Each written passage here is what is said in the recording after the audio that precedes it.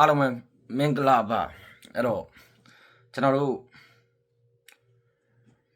ပြီးခဲ့တဲ့ညကတော့ကျွန်တော်တို့အော်ဝင်းနေပေါ့ဗျာပြီးခဲ့တဲ့ကျွန်တော်တို့တရက်ကျော်ည2ရက်ဆက်အော်ဝင်းထားတယ်9ပွဲပြီးတာ9ပွဲလုံးရတယ်အကြိုက်ဆုံးပွဲကလည်း6ရက်ရှိပြီအဲ့တော့ဒီညကျွန်တော်ဒီမှာ2ပွဲပြောမယ်ပေါ့အဲ့တော့ဘွယ်ဆုံးပွဲကကျွန်တော်တို့ချက်စီပွဲချက်စီကဒီညမှာ Brighton နဲ့ချက်စီနဲ့တွေ့တယ်Brighton က level 15ရှုံးပေးနေတယ်အခုလက်ရှိကျွန်တော်တို့ Brighton ပေးနေတဲ့ကြီးကlevel 15ရှုံးကျွန်တော်တို့ပေးတယ်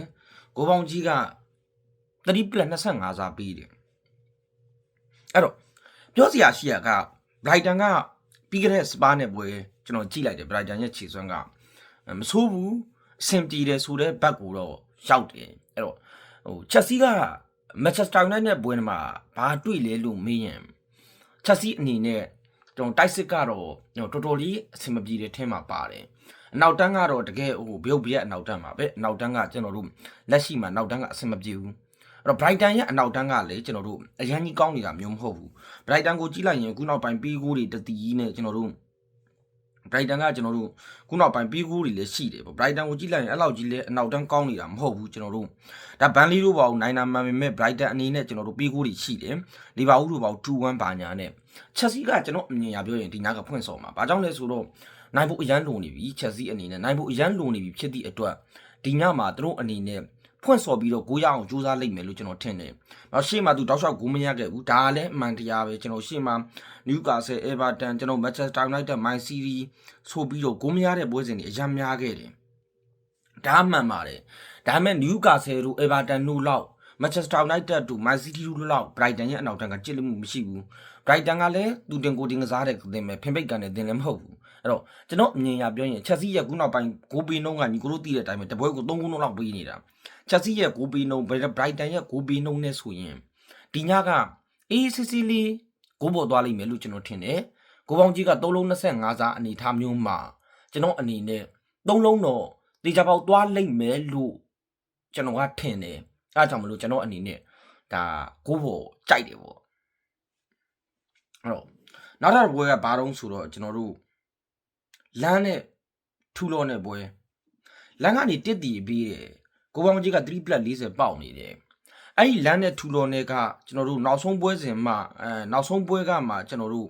ဟိုပေါက်ထားတယ်3-2နဲ့လာမတူပြီးထားတယ်အဲ့တော့လမ်းအနေနဲ့ကျွန်တော်တို့ဒီလမ်းကလက်ရှိမှာကျွန်တော်တို့ PSG ပြီးရင်အဆင့်တဲ့နေရာမှာနေတဲ့အသင်းမှာဒါကတော့ရှုံးထွက်ဗလာမဆိုင်ဘူးအဲ့တော့လမ်းကတော့အခြေအနေကောင်းတယ်အဲ့တော့လမ်းကအခြေအနေကောင်းသည့်တိုင်လမ်းမှာဘာအားနည်းချက်ရှိလဲလို့ပြီးရင်လမ်းကပေးဖို့ရမ်းများတယ်ခုမှကျွန်တော်လိုက်ကြည့်မိသလောက်ဆိုရင်လမ်းကနောက်ဆုံး9ပွဲ10ပွဲလောက်မှာလမ်းကူအောက်ထား2ပွဲလောက်ပဲရှိတယ်ဆိုတော့ကျွန်တော်ကလမ်းကအောက်ခံ3ခုသွားနေတယ်ကျွန်တော်ကအာယုံကဘိုင်ယန်ဘက်ရောက်နေတဲ့အချိန်မှာဒီကောက်ကိုတတိထားမမိဘူးခုမှကျွန်တော်လိုက်ကြည့်တဲ့အချိန်မှာလမ်း9ပေါ်နေတာတော်တော်ကြားနေပြီပဲကျွန်တော်ခုမှလိုက်ကြည့်မိလမ်း9ပေါ်နေတာတော်တော်များတယ်ကျွန်တော်တို့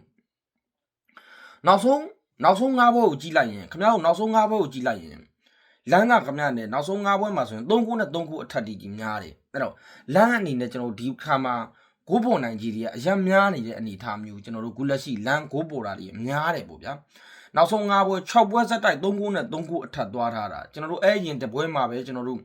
ဒီဆရာဘောနဲ့နောက်ဆုံး9ပွဲမှာဆိုရင်တပွဲတည်းပဲဆရာဘောနဲ့တပွဲတည်းပဲပါတာကျွန်တော်တို့အကုန်လုံးကလမ်းကအများကြီးပဲကျွန်တော်တို့နောက်ဆုံး7ပွဲမှာတပွဲပဲ2ဂိုးပါတယ်ကျန်တဲ့ဟာတွေ3ဂိုးနဲ့3ဂိုးအထက်ကြီးပဲနောက်ဆုံး7ပွဲမှာကြောက်စရာလမ်းကကျွန်တော်တို့တတိလည်းမထားမိပါဘူးဒါရှင်းရှင်းပြောရင်တစ်ဖက်က2လော့ကလည်းကျွန်တော်နောက်ဆုံး5ပွဲမှာတပွဲပဲဂိုးအောက်တယ်ကျွန်တော်တို့4ပွဲကဂိုးပေါ်ထားတဲ့ဆိုရယ်အသင်း2လော့ကသွင်းတယ်ပေါ်တယ်သွင်းတယ်ဆိုတဲ့အသင်းကူလက်ရှိအနေထားကကျွန်တော်တို့ကြီးတွေဘာတွေထက်ခြေစွမ်းကအဓိကပဲကျွန်တော်တို့ကူလက်ရှိကခြေစွမ်းနိုင်မှာပဲခြေစွမ်းကောင်းအောင်ရှုံးမှာပဲကျွန်တော်တို့ဘာမှပြောလို့မရဘူးကူလက်ရှိအနေထားကျွန်တော်ပြောချင်တာဘိုင်ယုံလေးရဲ့ခြေစွမ်းကောင်းတယ်ကြီးပြော့တာတီသားပဲတလုံး80ကျော်ဘိုင်ယုံကြီးပြော့တယ်ဟုတ်တယ်ဒါမဲ့နိုင်သွားတာပဲချက်စီ Manchester United ဦးနဲ့ကြီးနိုင်တာပဲပေါ့ခြေစွမ်းအဓိကပဲဒီခုနေရက်မှာစပါးကထုံးစံတိုင်းပဲဖြစ်မဲဖြစ်စေပဲအဲ့တော့ကျွန်တော်အမြင်ရပြောရင်နောက်ဆုံး7ပွဲမှာတပွဲပဲလမ်းကိုအောက်ထားတယ်1-1တီကြတယ်ဟိုကောင်ကနောက်ဆုံး5ပွဲမှာတပွဲပဲကိုအောက်တယ်4ပွဲပေါ်ထားတယ်340စားကိုပေါင်းကြီးလမ်းတစ်တီရကျွန်တော်မယုံဘူးလမ်းတစ်တီမယုံလမ်းကပေးကိုတွေများတယ်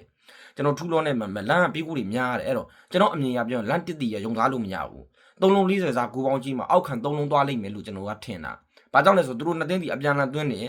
2သင်းလုံးဒီလည်းဂိုးစတိုက်ပေါ်နေတာဘာလို့ဆိုဒီအသင်းတွေဆိုတာဂိုးအောက်တာတွေပဲတိတ် ဘော်ကီဒီအရန်သတိထားတဲ့အသင်းတွေမို့အဲ့ဒီအသင်းတွေကိုအသင်းကြီးလည်းမဟုတ်ဘူးပြင်သစ်လိဂ်ကအသင်းတွေအဲ့လောက်သတိမထားဘူးဂျာမန်လိဂ်ကအသင်းတွေအဲ့လောက်ပုံရင်တော့သတိထားမယ်ပြင်သစ်လိဂ်ကအသင်းတွေခက်လွတ်ပဲလွတ်ပေးထားတာအဲ့တော့ကျွန်တော်အမြင်အရပြောရင်ဒီပွဲလဲဂိုးပေါ်လိမ့်မယ်လို့ကျွန်တော်ကထင်တယ်အဲ့တော့လန်ဂိုးပေါ်ပေါ့အဲ့တော့ကျွန်တော်ဒီညကြိုက်တာတော့ချက်စီဂိုးပေါ်နဲ့လန်ဂိုးပေါ်ကြိုက်တယ်ဒါအကြိုက်ဆုံးပွဲကိုတော့ကျွန်တော်ရဲ့ Telegram Free Channel မှာပေးမှာဖြစ်တယ်ပေါ့အဲ့တော့မတ်ထစ်တို့ဘာလို့တော့ကျွန်တော်ဒီညမကြိုက်ဘူးဘာကြောင့်လဲဆိုတော့မတ်ထစ်ရဲ့ကြီးကလိုအပ်တာတက်ပူးပြင်းနေတာမတ်ထစ်ရဲ့ကြီးကလိုအပ်တာတက်ပူးပြင်းလာရင်အင်တာမီလန်ကိုမိုကြီးကအင်တာအများအားနိုင်လီရဲ့သားနဲ့နည်းနည်းလေးမြန်ပြော့သလားပြအင်တာနဲ့ကျွန်တော်နေကမ်ဆက်ဘူးအင်တာကျွန်တော်ပြီးလို့မရအောင်အင်တာနဲ့ကျွန်တော်နေကမ်ဆက်ဘူးအဲဒါကြောင့်အင်တာဆိုရင်ကျွန်တော်ကရှောင်းတယ်အဲ့တော့အားလုံးပဲကျေးဇူးတင်ပါတယ်စီးပါ